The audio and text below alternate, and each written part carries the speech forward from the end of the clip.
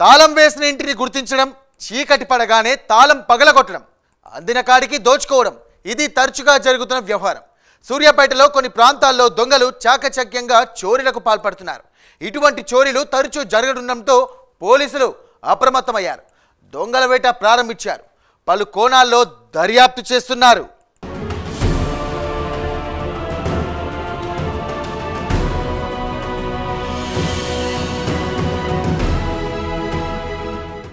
సూర్యాపేట జిల్లాలో దొంగల బీభత్సం ఎక్కువయింది. తాళాలు వేసిన ఇళ్లను టార్గెట్ చేస్తూ దొంగతనాలకు పాల్పడుతున్నారు.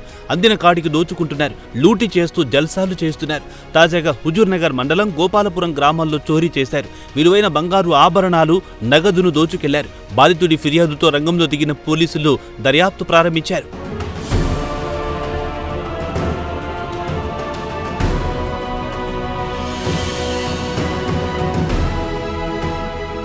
హుజూర్ నగర్ మండలం గోపాలపురం గ్రామానికి చెందిన పేరూరి భాగ్యరాజ్ ఆగస్టు 28వ తేదీ సాయంత్రం ఖమ్మం జిల్లాలోని సత్తుపల్లిలో తమ అత్తగారింటికెళ్లాడు.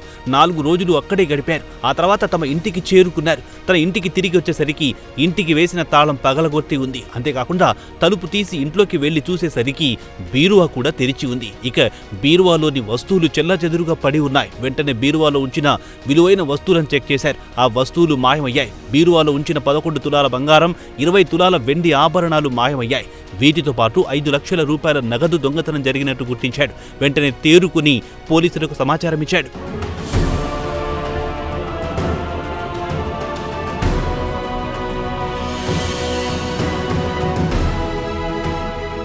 ఫిర్యాదు అందుకున్న పోలీసులు వెంటనే రంగంలో దిగారు. సంఘటన స్థలానికి చేరుకుని దర్యాప్తు చేయబడుతున్నారు. క్లూస్ టీం ఆధారంగా కేసు నమోదు చేసి దర్యాప్తు చేస్తున్నట్టు పోలీసులు వెల్లడించారు.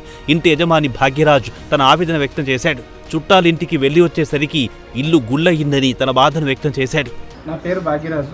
నేను 28వ తారీఖు ఈవినింగ్ 6 గంటలకి ఊరు వెళ్ళాను.